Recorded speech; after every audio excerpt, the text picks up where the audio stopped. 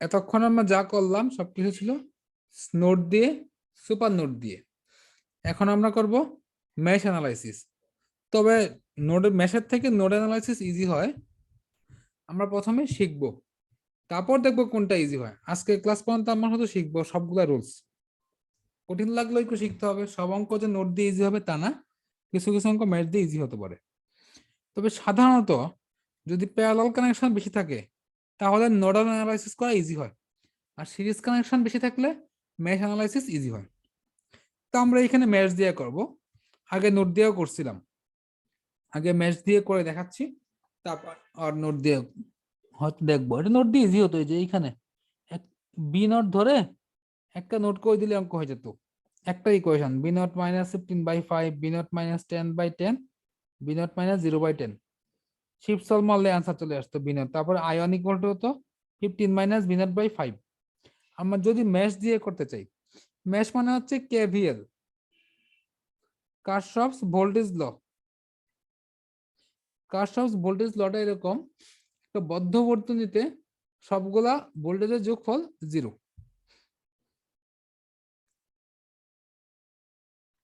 আচ্ছা, আমরা যখন কেসিএল করি বা নোডাল অ্যানালাইসিস করি তখন বলছিলাম আমি ওইখানে কারেন্ট সোর্সের যে ডিরেকশন তাকে চেঞ্জ করা যাবে না। এইখানে ভোল্টেজ সোর্সের যে ডিরেকশন তাকে চেঞ্জ করা যাবে না। তবে এই যে কারেন্টের ডিরেকশন এটা দেওয়া আছে, যদি না দেওয়া থাকতো আমরা আমাদের ইচ্ছা মতো নিতে পারবো। মেশ অ্যানালিসিসটাকে বেশ কয়েকবার ব্যাখ্যা করা যায়, অনেকে হয়তো অনেকভাবে শিখছো। আমি একটু আমার মতো করে ব্যাখ্যা করব। ঠান্ডা মাথায় বুঝতে চেষ্টা করো, আশা করি ইজি লাগবে। আমাদের I1টা এদিকে দেওয়া আছে, আমাদের আরেকটা কাল্পনিক লুপ নিতে হবে। কেন? আমি যদি এইখান থেকে ঘোরা শুরু করি, একবার পুরোটা সার্কেল একটা বদ্ধ বর্তনী কমপ্লিট হবে, এইখান থেকে ঘুরে এইখানে আসলে, অথবা আমি রিভার্স কাজও করতে পারতাম, এইখান থেকে ঘুরে এদিকে আসতে পারতাম। আমি যে কোনো দিকেই ঘুরতে পারবো। তবে সাধারণত ইজি হয় যে দিকে কারেন্টের ডিরেকশন দেওয়া আছে, এদিকে দেওয়া আছে, এই দিকে ঘুরলে আমাদের জন্য একটু ইজি হবে। তা আমি কি করব, এইখান থেকে শুরু করে ঘুরে একেবারে এইখানে চলে আসবো, এই ডিরেকশনে। তাহলে আমি বলতে পারি এটা আমাদের কল্পনা, এই লাল কালারটা হচ্ছে আমাদের কাল্পনিক লুপ। আমাদের কল্পনা অনুযায়ী যে কোনো দিকে নিতে পারতাম। আচ্ছা, এখন আমি এইখান থেকে শুরু করলাম, এইখান থেকে শুরু করলে প্রথমে এটা হচ্ছে 15 ভোল্ট। এর প্লাস টার্মিনালটা আগে নাকি মাইনাসটা আগে? দেখা যাচ্ছে মাইনাস টার্মিনালটা প্রথমে আসতেছে। আমরা যেই দিকে লুপ ঘোরাচ্ছি সেই অনুযায়ী এইভাবে ঘুরতেছি ক্লকওয়াইজ ডিরেকশনে। তাহলে আমি লিখবো -15, এটা হচ্ছে ভোল্ট, প্লাস এর মধ্যে দিয়ে কারেন্ট যাচ্ছে I1। এই লালটা হচ্ছে আমার কাল্পনিক লুপ, কাল্পনিকটা যাচ্ছে এইদিকে, এই I1টাও যাচ্ছে এইদিকে, তার মানে এটা প্লাস হবে। তাহলে আমি এখানে বলতে পারি +5I1। যখন এইখানে লিখবো 10 ইন্টু আই, আই মানে 10-এর দিকে দুটা কারেন্ট যাচ্ছে, একটা কারেন্ট এই দিকে, আরেকটা কারেন্ট এই দিকে।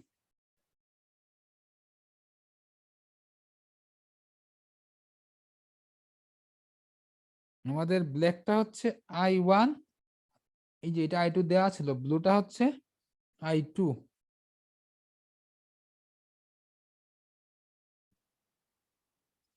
তার মানে এখানে দুইটা কারেন্ট 10 এর সাথে 10 ওহম রেজিস্ট্যান্সের সাথে দুইটা কারেন্ট আছে, একটা I1 একটা I2। দুটো যোগ হতে পারে বিয়োগ হতে পারে, আমরা প্লাস মাইনাস দিয়ে রাখলাম, যোগ না বিয়োগ পরে দেখতেছি। প্লাস এই 10 ভোল্ট সোর্স, 10 ভোল্ট সোর্স যখন, তখন তার প্লাস টার্মিনালটা আগে পাচ্ছি 10 ভোল্ট। ঝামেলা হচ্ছে এইখানে প্লাস নাকি মাইনাস, I1 প্লাস I2 নাকি I1 মাইনাস I2। আমি যদি বলি এইখানে আমাদের যে কাল্পনিক লুপ তা হচ্ছে এই দিকে, এই ডিরেকশনে, কিন্তু I2 হচ্ছে তার অপোজিট ডিরেকশনে, I1 সেম ডিরেকশনে।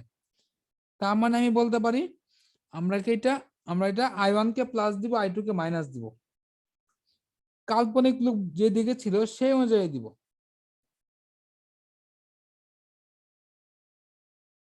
এই সবগুলাই ভুল, সবগুলাই। এইখান থেকে যদি আমি যোগ বিয়োগ করে দেই, 5i1 10i1 minus 10i2 equal to, এদিকে লিখে দেবো একেবারে 5, এইখানে 15i1 minus 10i2 equal to 5, equation number 1।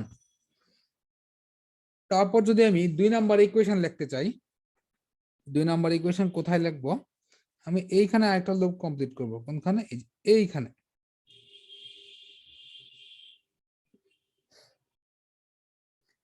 দেখা যাচ্ছে আমি কাল্পনিক লুপ নিচ্ছি এদিকে। এদিকে কেন নিলাম? কারণ এটা এদিকে দেওয়া আছে, আমরা জানি এদিকে ধরলে ইজি হবে। প্রথমে আসতেছে আমাদের -10, এই যে -10, মাইনাস টার্মিনালটা আগে আসছে, -10 প্লাস 10 ইন্টু, এর মধ্যে দুইটা কারেন্ট ছিল, এদিকে একটা এদিকে একটা, এইটা i2 এটা i1। এখন আমাদের কাল্পনিক লুপ হচ্ছে এইদিকে, ম্যাচ করছে i2, অপোজিট ডিরেকশন হচ্ছে i1। এটাকে আমি লিখতে পারি 10i2 মাইনাস i1, যেহেতু i2 সেম ডিরেকশনে, i1 অপোজিট ডিরেকশনে, প্লাস 6, এইখানে কারেন্ট i2, এইখানে 4, এটা i2, যেদিকে আমরা কাল্পনিক ডিরেকশন সেদিকেই, এটা 6i2 এটা 4i2 ইকুয়াল টু 0। এইখান থেকে যদি আমি যোগ বিয়োগ করে লিখি 10i1 20i2 ইকুয়াল টু 10, দুটা ইকুয়েশন, দুটা আননোন, সলভ করলে আমাদের আনসার চলে আসবে। i1 আসবে 1 এম্পিয়ার, i2 আসবে 1 এম্পিয়ার। অনেকের মনে কনফিউশন থাকতে পারে, এখানে থাকলে কোয়েশ্চেন করতে পারো। ভাই আমার ছিল। হ্যাঁ অবশ্যই ভাই এখানে প্রশ্নের মধ্যে যেহেতু একটা লুপ দেওয়া আছে তাদের, তো আমরা কাল্পনিকটা কি তাদের মতো করে ধরবো? যদি আমরা অপোজিট ধরি অপোজিট তাহলে ধরলে সেক্ষেত্রে হবে। কি হইতো? আচ্ছা, সেক্ষেত্রে কি ব্যালেন্স করতে হবে ভাই তাদের এই যে লুপটা যে করা আছে? তাহলে আমি এটুকু মুছে দিই, আচ্ছা শুধু লাস্ট ইকুয়েশনটা রাখি। হ্যাঁ, লাস্ট দুটো ইকুয়েশন রাখি। আচ্ছা আচ্ছা, ও সবটাই মুছে দিলাম। তুমি বলতেছো যে আমরা যদি ওই কাল্পনিক লুপটাকে অপোজিট ডিরেকশনে নিই, তাই না? জি। আচ্ছা, কাল্পনিক লুপ যে কোনো দিকে নেওয়া যাবে, তবে সুবিধা হবে কি, যেদিকে দেওয়া আছে তাই আমি এদিকে নিয়েছিলাম, একটু সুবিধা হয়েছিল। আচ্ছা, তবে আমি যদি এই দিকে নিই, তোমার কথা মতো আমরা যদি এইভাবে এসে কমপ্লিট করি, তাই না? তাই তো? জি জি জি এই যে এইখান থেকে একেবারে এই দিকে এসে কমপ্লিট করব। আচ্ছা, আমাদের কাল্পনিক লুপটা হচ্ছে এই দিকে। এইখানে যদি আমি লিখতাম, এইখান থেকে শুরু করতাম, কি হতো? প্রথমে 1 নম্বর লুপে -10 জি প্লাস 10 ইন্টু কারেন্ট। দেখো i1 এদিকে, i2 এদিকে, আমাদের কাল্পনিক লুপ কোন দিকে? এই দিকে। এইদিকে। 10 ইন্টু কি লিখতাম? i2 প্লাস i1, নাকি মানে কোনটা আগে লিখতাম, কোনটা মাইনাস কোনটা? একটা তো মাইনাস হবে সেক্ষেত্রে ভাই i2 - i1 - i2 লিখতাম। না, ডিরেকশন ম্যাচ করছে কার সাথে? ডিরেকশন এটা i1 এটা i2, দেখো তো কোনটা ম্যাচ করছে আমাদের? আমাদের এটা ম্যাচ করছে, এই যে, তাই না? জি জি এটা ম্যাচ করছে, হ্যাঁ। লেখা গেল। এখন এইখানে কারেন্ট ছিল এইদিকে, আমাদের কাল্পনিক লুপ ছিল এইদিকে, তাই তো? তাহলে কি লিখবো, +5i1 নাকি -5i1? তাহলে ভাই -5i1 -5i1। এইখানে কি লিখবো, 15 নাকি -15? +15 নাকি -15?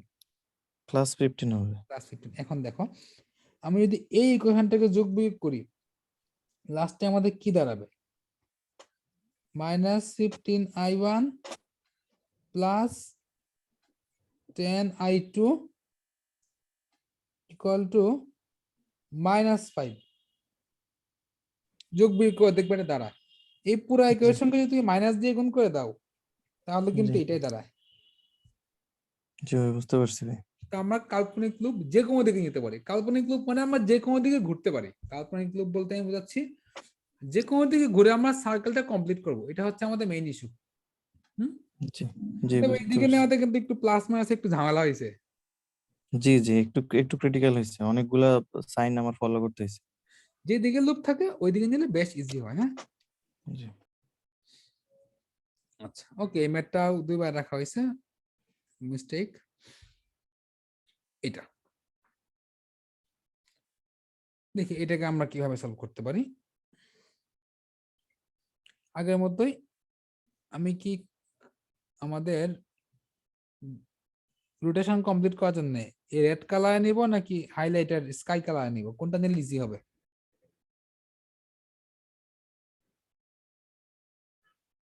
বলো দেখি, জাহিদুল তুমি কি বলো? ভাই, তাদের ডিরেকশন অনুযায়ী নিলে ভালো হবে। তাদের ডিরেকশন নিলে বেশ সুবিধা জি হবে, জি হিসাব নিকাশ কম থাকবে। হ্যাঁ, জি। ইকুয়েশন গুলো আমি লিখে দিচ্ছি।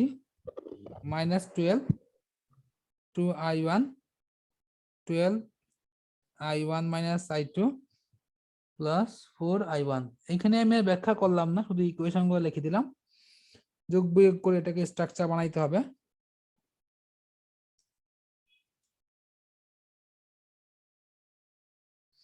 যখন এদিকে করব এখন লিখবো 12i2 i1 plus 9i2 plus 8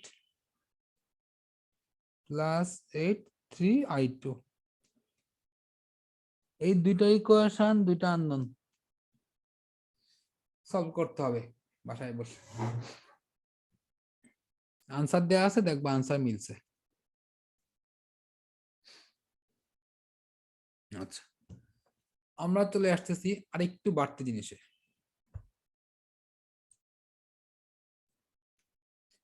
আমরা প্রথমে করছিলাম নোডাল অ্যানালাইসিস, তারপরে গেল আমাদের মেশ অ্যানালাইসিস।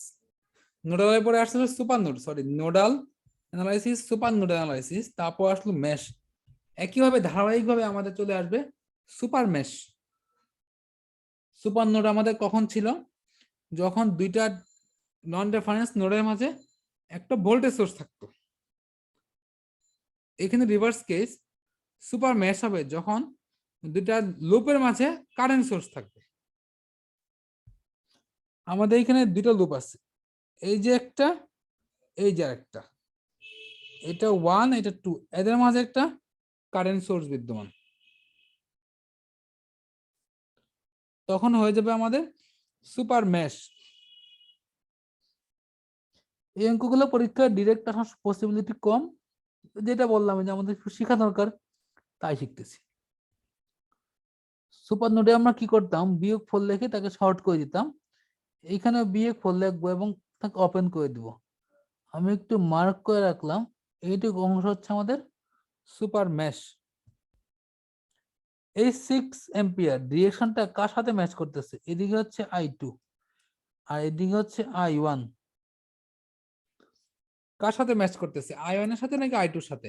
আইটুর সাথে। i2।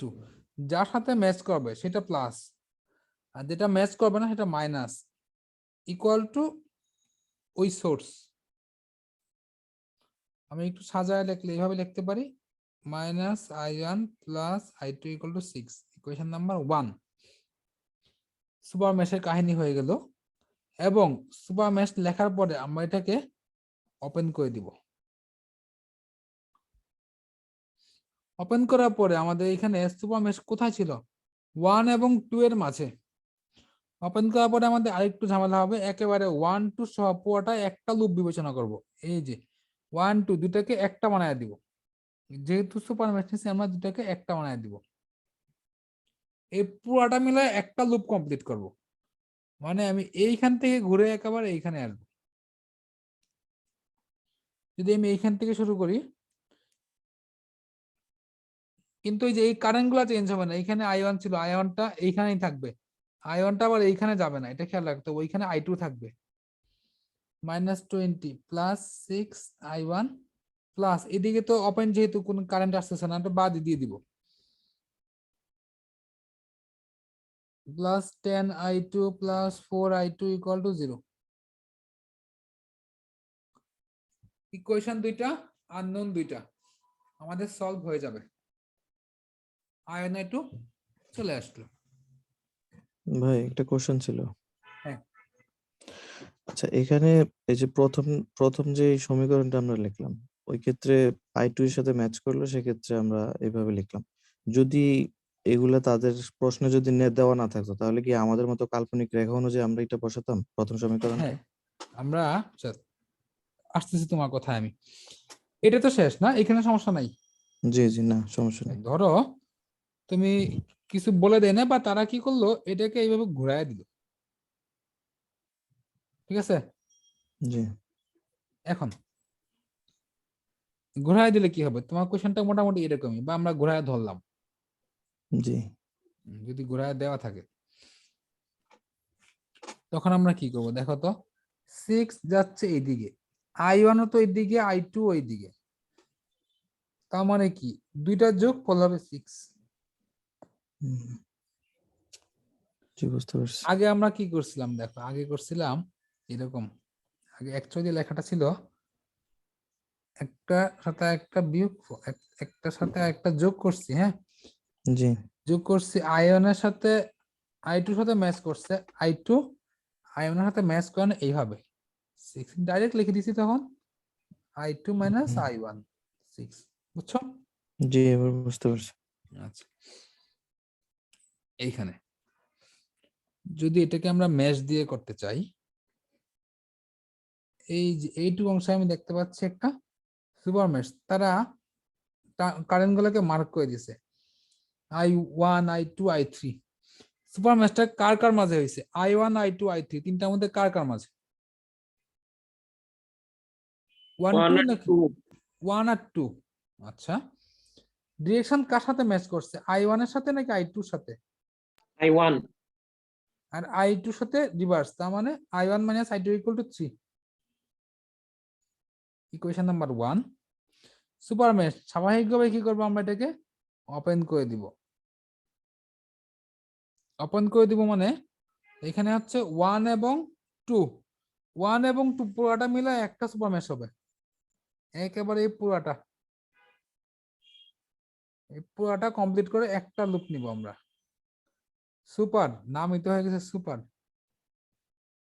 বড় একটা হয়ে গেছে, হ্যাঁ। এবং এই 1 ওহমের মধ্যে দিয়ে কোনো কারেন্টই আসবে না, চাইলে বাদ দিয়ে যেতে পারি, রাখলেও তেমন সমস্যা নাই। এটাকে আমি গুছায় রাখলে এইভাবে লিখবো, সাজায় যদি লিখি i3 ইকুয়াল টু 3, না হলে অনেকে ভুল করে ফেলবে ক্যালকুলেটরে বসানোর সময়। আমি এই যে এইখান থেকে কমপ্লিট করে এই দিকে আসবো, -6 2 2 এর মধ্যে এইদিকে কারেন্ট ছিল i1, এইদিকে ছিল i3, ডিরেকশন ম্যাচ হচ্ছে i1 এর সাথে, তার মানে i1 এইখানে i3 রিভার্সে, এই 4 এর সাথে এটা ছিল i2, এটা ছিল i3, এইখানেও i2 এর সাথে ম্যাচ হলো i3 এর সাথে রিভার্স 8, এটার মধ্যে একটাই কারেন্ট 8 i2। Equation number 2। বাকি আছে আমাদের শুধু আর একটা জিনিস, সেটা হচ্ছে কোনটা, এইখানে এখানে তো সুপার টুপার কিচ্ছু হয় নাই, নর্মালি ভিএল অ্যাপ্লাই করে দিব। 2 তখন হবে i3 minus i1 plus 2i3 plus 4 i3 minus i2।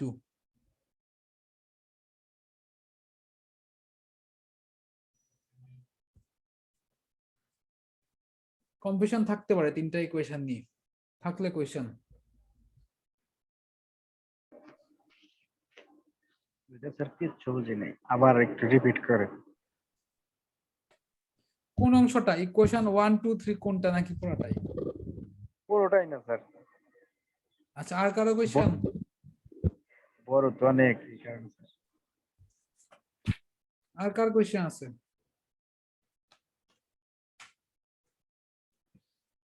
আচ্ছা আর কারো কোয়েশ্চেন নাই? হ্যালো ভাই, হ্যাঁ বুরহান। আপনার যে ওই রেজিস্টরে প্লাসটা ধরতেছি, এটা কি সের উপর ভিত্তি করে আর কি, কোনটা বা বুঝেন এখান নাই? থেকে মাইনাস হওয়ার সম্ভাবনা আছে? কোনটা? লুপ ঘোরানোর সময় আপনার যে আমরা প্লাস ধরতেছি রেজিস্টরের আগে।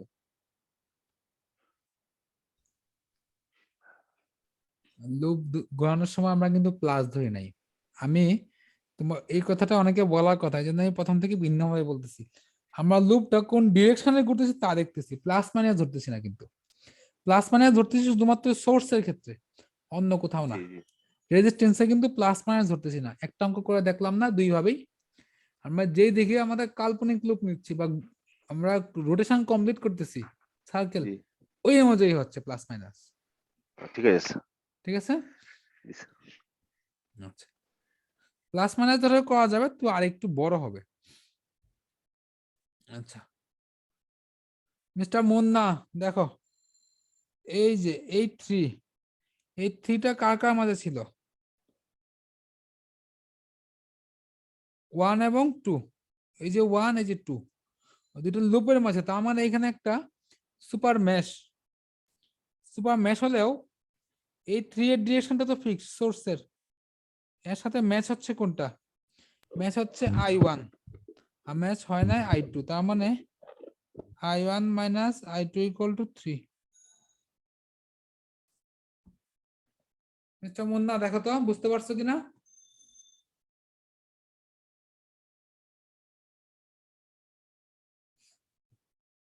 আচ্ছা, কি মুন্না নাই নাকি এখন? স্যার ক্লিয়ার স্যার, আচ্ছা মিউট ওকে, করা ছিল।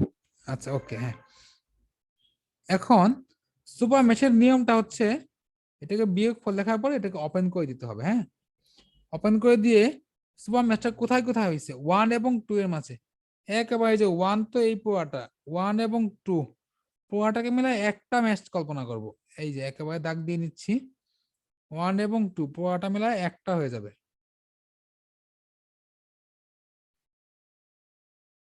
সেপারেট না হয় আমাদের একটা মেশ, এটাকে বলা হচ্ছে সুপার মেশ। তার মানে কি এইখান থেকে ঘোরা শুরু করে আমি এই দিকে এসে এইখানে কমপ্লিট করবো। হ্যাঁ, এখান থেকে লিখতে চাই, ফার্স্টে আসতেছে -6 প্লাস এই 2 মধ্যে দিয়ে কারেন্ট ছিল, এইদিকে ছিল I1, এইদিকে ছিল I3। আমাদের ডিরেকশন অনুযায়ী কাল্পনিক যে ডিরেকশন তার সাথে ম্যাচ করতেছে I1, I3 হচ্ছে অপোজিট ডিরেকশনে। জি স্যার। আচ্ছা, তারপরে আবার এইখানে 4 লেখার সময় 4 এর সাথে ডিরেকশন ম্যাচ করতেছে I2, অপোজিট হচ্ছে I3। তাই 4 ইন্টু I2 মাইনাস I3, 8। এটার মধ্যে একটাই কারেন্ট, 8I2। এই দিকে তো পুরোটাই শর্ট, কোনো ড্রপ নাই। Equation number 2। আশা করি এবার সবাই ক্লিয়ার। আর 3 নাম্বার ইকুয়েশন জাস্ট সিম্পল ভাবে আমি এইখানে কেভিএল অ্যাপ্লাই করে দিছি। 2I3 minus I1 plus 2I3, এটা 4I3। এই তিনটা 4I3 ভুল লিখছি, 4I3 মাইনাস I2।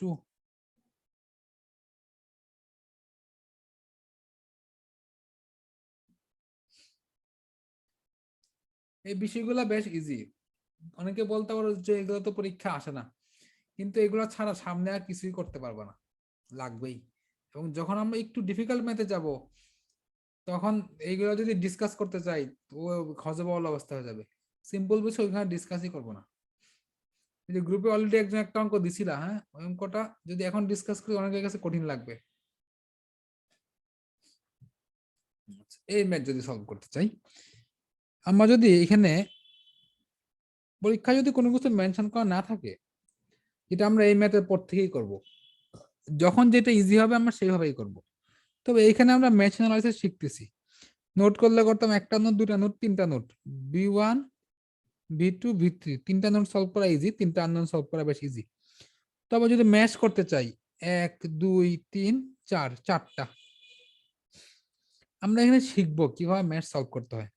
তবে চারটা আননোন বের করা সুপার ম্যাথ দিয়ে কখনোই আমাদের পরীক্ষা আসবে না। আমাদের একটু জানা দরকার যে ঘটনাটা কি হয়। হ্যাঁ, তারা 1 2 3 দিয়ে দিছে এখানে। এটা হচ্ছে I1, এই যে I1 তারা দিয়ে দিছে I1, এটা I2, এটা হচ্ছে I3, I3 কি তা দেয় নাই কোথাও? দেয় নাই, আমরা দিয়ে নিব I3। এটাকে দিছে I4, আবার এইদিকে দিছে I4, এইদিকে দিছে I0।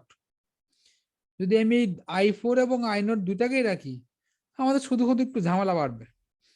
কেমন ঝামেলা বাড়বে? ভেরিয়েবল 5টা হয়ে যাচ্ছে, 5টা ভেরিয়েবল সলভ করা বেশ মুশকিল। I4 আবার এটা হচ্ছে একটা dependent source, current dependent current source. I4 যে এর উপর ডিপেন্ডেন্ট, I0 এর উপর। I4 এবং I0 এর মধ্যে রিলেশন কি, কে বলতে পারো?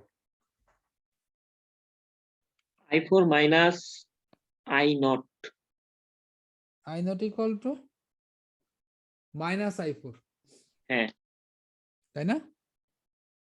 হ্যাঁ তাহলে আমরা শুধু শুধু I0 না রেখে একটা কাজ করি, এইখানে আমি লিখে দিই -3I4। একটা ভেরিয়েবল কমে গেল, তাহলে আমাদের I0 টা দরকার নাই, ভেরিয়েবল বাড়ায় লাভ নাই, শুধু শুধু ঝামেলা হবে। লিখতে পারি? আমি এখানে আরো একটু কাজ করব, মাইনাস এদিকে আছে মানে কি, মাইনাস আর লিখবো না, মাইনাস দিয়ে না লিখে আমি কি করব, এই যে ভিতরে যে সিম্বলটা ছিল এটাকে উল্টায় দিব, তখন লিখবো শুধুমাত্র 3I4। ডিরেকশনটাকে আমি উল্টায় দিলাম। আমি যদি বলি এদিকে, এদিকে ছিল -3I4, সরি উল্টা হয়ে গেছে, এদিকে ছিল -3I4, তো মাইনাস না দিয়ে চিহ্নটাকে উল্টায় দিব ডিরেকশনটাকে, তখন বলবো এখানে 3I4। জাস্ট ভেরিয়েবল কমানোর জন্য। এখন যদি আমি দেখি,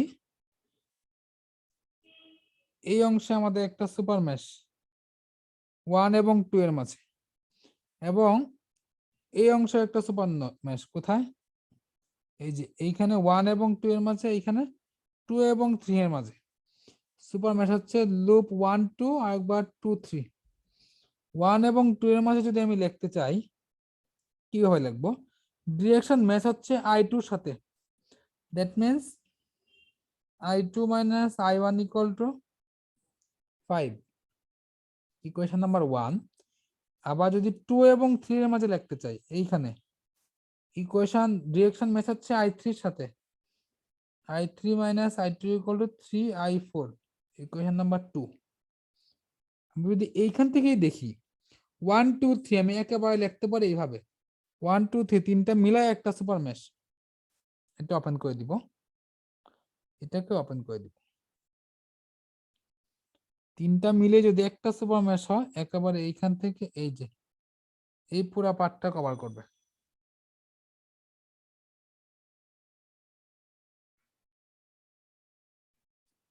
ঠিক আছে, আমি এইখান থেকে ঘুরে একেবারে এইদিকে লিখবো। কিভাবে লিখবো? এইখানে 6 এর মধ্যে কারেন্ট ছিল I2, 6I2, এখানে ছিল I1, এই যে I1, 2I1, 4 এর মধ্যে ছিল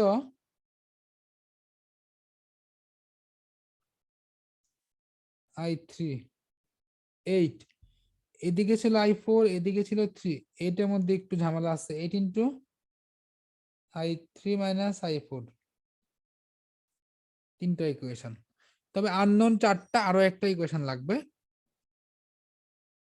এইখানে।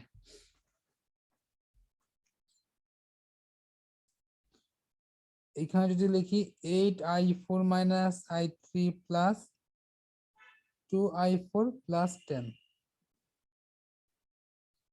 4টা ইকুয়েশন, 4টা আননোন, আমাদের ম্যাথ সলভ হয়ে যাবে।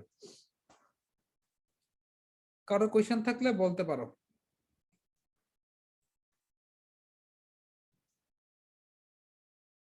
আস্তে আস্তে আমি স্ক্রল করলাম।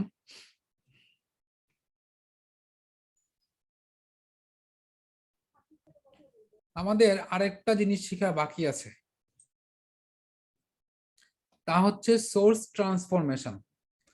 অনেকের কাছে একটু জটিল লাগতে পারে, তবে সোর্স ট্রান্সফরমেশন করলে মাঝে মাঝে অঙ্ক বেশ ইজি হয়ে যায়। কিছু কিছু জায়গায় কনফিউশন থাকে, সেখানে আমরা সোর্স ট্রান্সফরমেশন অ্যাপ্লাই করতে পারি, বা এমনও আছে মোটামুটি বড় অঙ্ক 5 লাইনের অঙ্ক 10 লাইনের অঙ্ক 3 লাইনে হয়ে যায়। আমরা একটু শিখে নিব, ডাইরেক্ট ম্যাথ করবো না, এটা দিয়ে ম্যাথে মাঝখানে অ্যাপ্লাই করা লাগলে আমরা তখন করবো। তবে এটাই আমাদের মোটামুটি রুলস শেখা শেষ। এরপরে আর নতুন কোনো রুলস নাই, আমরা সামনের ক্লাস থেকে বা আজকের ক্লাস থেকে ডাইরেক্ট সলভ করা শুরু করব। সার্কিট অ্যানালাইসিস যেটাকে বলা হচ্ছে কম্বাইন্ড সার্কিট অ্যানালাইসিস, যত কিছুই থাকুক আমরা আমাদের সুবিধাজনক পদ্ধতিতে সলভ করব, যেভাবে আমাদের ইজি হবে।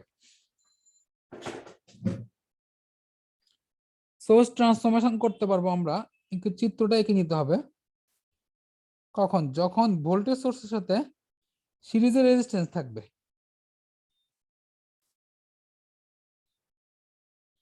এটা যদি একটা ভোল্টেজ সোর্স হয় এবং এর সাথে একটা সিরিজের রেজিস্ট্যান্স থাকে, এইখানে আমি যে দুইটা ডট দিয়ে রাখলাম, মানে এখানে ভিতরে কিছু একটা আছে, কি আছে আমরা জানি না। বিশাল বড় একটা সার্কিট থাকতে পারে, ছোট একটা সার্কিট থাকতে পারে, এনিথিং।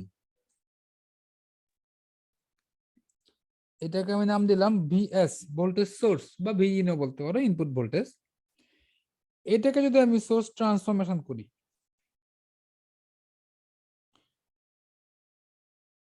এটাকে চাইলে ইচ্ছা করে মতো কারেন্ট সোর্স বানানো যেতে পারবো না, নির্দিষ্ট মানে বানাতে হবে। তার ইকুইভ্যালেন্ট 2 + 3 চাইলে 7 লিখতে পারবো না, 5 লিখতে পারবো, এরকম। এটাকে আমরা কনভার্ট করতে পারবো একটা নির্দিষ্ট রুলস অনুযায়ী। ছিল ভোল্টেজ সোর্স, তার সাথে সিরিজে ছিল রেজিস্ট্যান্স। যদি ভোল্টেজ সোর্সের সাথে সিরিজের রেজিস্ট্যান্স থাকে, আমরা আমাদের সুবিধা মতো জায়গায় কারেন্ট সোর্স করে দিতে পারবো, যখন সুবিধা হবে, না লাগলে করবো না, বা যদি করতে বলে করে দিব এটাকে কারেন্ট সোর্স। এবং কারেন্ট সোর্সের ডিরেকশনটা হবে ভোল্টেজ সোর্সের যে প্লাস থেকে মাইনাস ছিল তার উল্টার দিকে, দ্যাট মিনস ভোল্টেজ সোর্সের মাইনাস থেকে প্লাসের দিকে। কারেন্টের ডিরেকশন হবে ভোল্টেজ সোর্সের মাইনাস থেকে প্লাস, এই জন্য আমি ডিরেকশনটাকে এইভাবে দিলাম। আর একটু চেঞ্জ হবে, যে রেজিস্ট্যান্স ছিল সিরিজে তা চলে আসবে প্যারালালে। এখানে ডট গুলো থাকবে, মানে ভিতরে সার্কিট, এই যে এই ক্ষেত্রক অংশে কিছু একটা আছে, এখানে রেজিস্ট্যান্সের মান সেম থাকবে, কিন্তু এই সোর্সের মানটা চেঞ্জ হয়ে যাবে। ছিল ভোল্টেজ সোর্স, হয়ে গেছে কারেন্ট সোর্স, অবশ্যই চেঞ্জ হবে। কি হবে? সিম্পল ফর্মুলা আমরা জানি, V equal to I R. V ছিল আই, হয়ে গেছে I equal to V by R, I equal to V by R. তার মানে এখানে হবে ভিএস বাই আর। এই এইটুক জিনিসে যদি কারো কোয়েশ্চেন থাকে করতে পারো।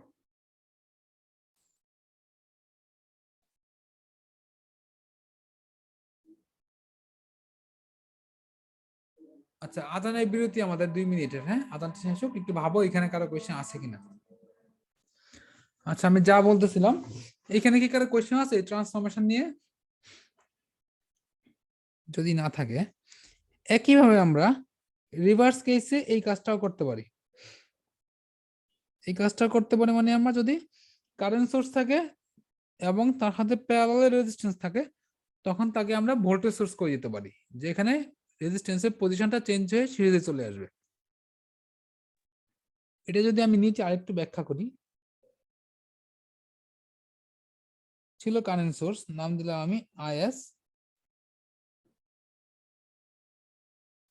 এবং তার সাথে ছিল রেজিস্ট্যান্স প্যারালাল কানেকশন আর।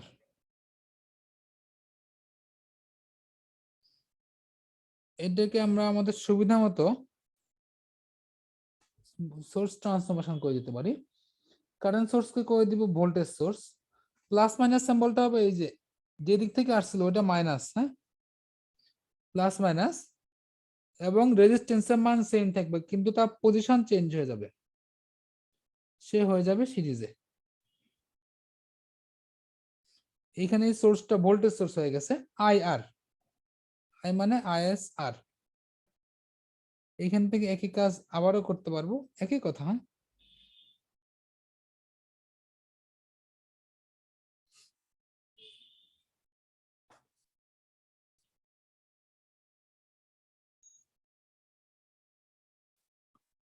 যদি কারো কোয়েশ্চেন না থাকে, আমরা আজকে একটা বা দুইটা ম্যাথ করব, আমি এটাকে নাম দিব কম্বাইন্ড সার্কিট অ্যানালাইসিস। এতদিন আমরা যা শিখছি সবকিছু এখানে কম্বাইন্ড হবে। আজকে ক্লাস খুব বেশি লম্বা করবো না, একটা ম্যাথ করে শেষ করে দিব, সামনের ক্লাস থেকে আমরা আবার শুরু করব। তবে যারা 3 নাম্বার এবং 4 নাম্বার ক্লাস আজকের ক্লাসটা ফেলে রাখবা তাদের জন্য সামনের ক্লাস থেকে করা একটু মুশকিল হবে, অবশ্যই রেকর্ডিং দেখে নিতে হবে।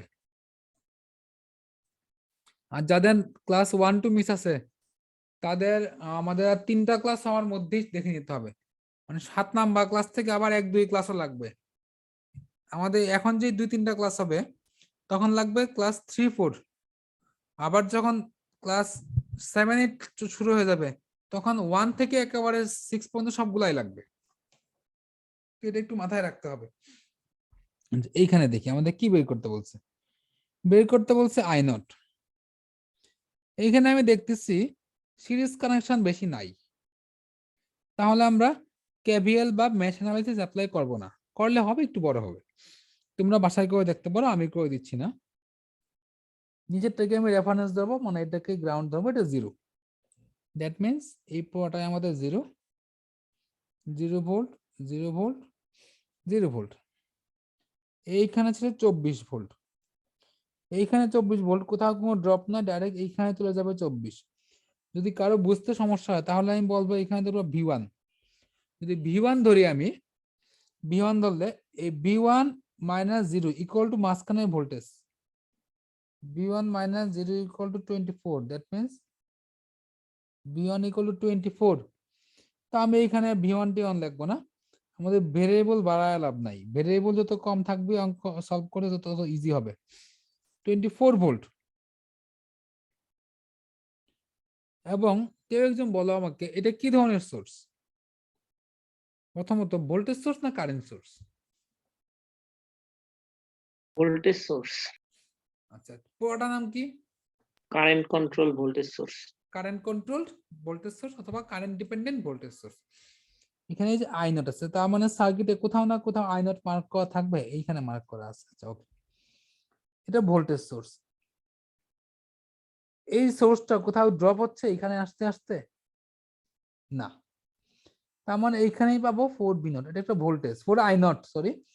তারপর যদি কারো প্রবলেম হয় এটাকে V2 ধরবো, V2 মানে হচ্ছে এই যে V2 minus 0 equal to 4I not, that means V2 equal to 4I not. তো আমি শুধু শুধু একই কথা, ভেরিয়েবল বাড়াবো না, 4I নট এটা একটা ভোল্টেজ। আমার এইখানের ভোল্টেজটা আমি জানি না, এই মাঝখানের ভোল্টেজটা আমি জানি না, এটাকে আমি ধরলাম Vx। এটাকে যদি আমি Vx ধরি, এইখান থেকে আমরা একটা KCL অ্যাপ্লাই করে দিব এইদিকে একটা। এখন কথা হচ্ছে এটা এদিকে ছিল, আমরা কেন এদিকে নিলাম? আমি প্রথম থেকেই বলতেছি সোর্স ছাড়া, কারেন্ট সোর্স ছাড়া আমরা যে কোনো কারেন্টের ডিরেকশন যে কোনো দিকে নিতে পারি, তবে যেইভাবে নিব সেইভাবে কাজ করতে হবে।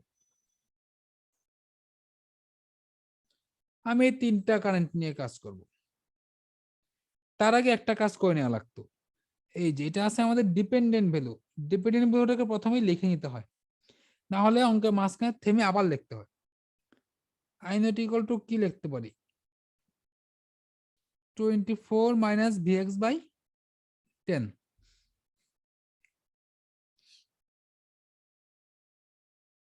আই নট হয়ে গেল। এখন যদি এইখানে আমি KCL অ্যাপ্লাই করি, প্রথমে এই কারেন্টটাকে লিখবো Vx মাইনাস 0 বাই 12 প্লাস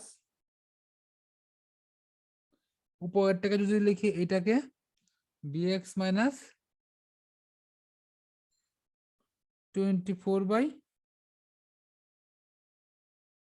10, আর যদি ডান দিকে এটাকে লিখি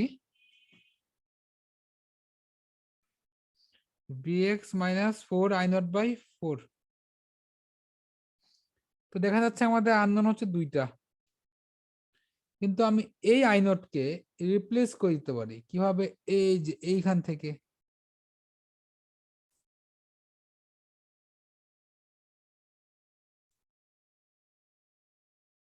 একটা ইকুয়েশন একটা আননোন। তোমাদেরকে আমি গত ক্লাসে বলছিলাম ক্যালকুলেটরে, এটা প্রথম দিকে ক্লাসে বলছিলাম, ক্যালকুলেটরে যাদের EX বা ES সিরিজ তাদের জন্য এটা সলভ করা বেশ ইজি হবে। হ্যাঁ, ক্যালকুলেটর লিখে শিফট সলভ দিব, আমাদের আনসার চলে আসবে। আমি দেখাই দিচ্ছি একটু পরে এটা কিভাবে সলভ করব। এবং বিএক্স এর মান আসতেছে 9 ভোল্ট। বিএক্স এর মান যদি 9 আসে, আমাদের আই নট বের করতে বলছে। আই নটটা যে এখানে বসায় দিব পরে। I not equal to 24 minus 9/10, তার মানে 1.5 এম্পিয়ার।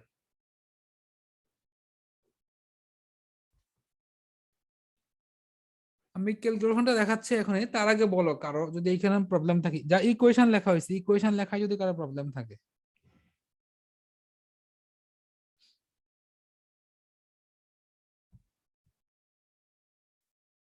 ইকুয়েশন বুঝতে কারো প্রবলেম নেই?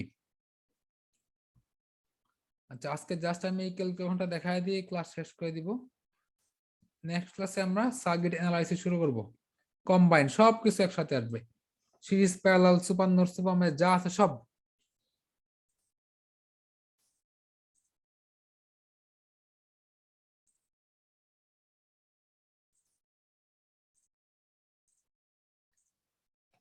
তো আশা করি ক্যালকুলেটর একটা ডিসপ্লে আসছে তোমাদের সামনে।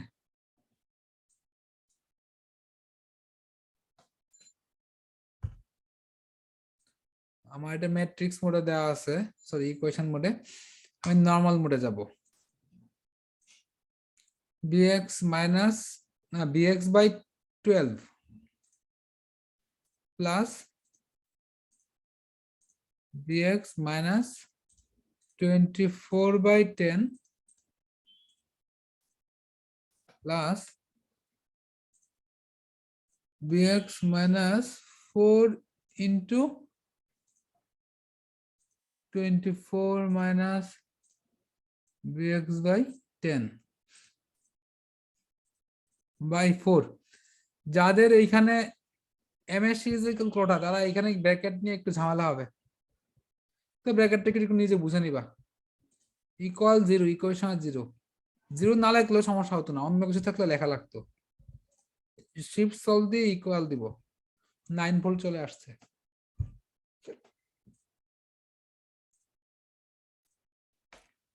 এবং এরই মাধ্যমে আমি আজকের ক্লাস এখানেই সমাপ্ত করতে চাচ্ছি।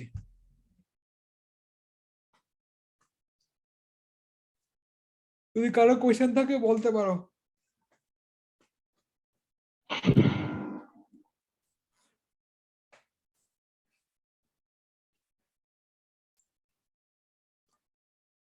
কারো কোয়েশ্চেন নাই, তাহলে বলবো আজকের মতো আল্লাহ হাফেজ। দেখা হবে নেক্সট ডেতে। সবাইকে রাইট টাইমে ক্লাসে চলে আসবা। শুভরাত্রি।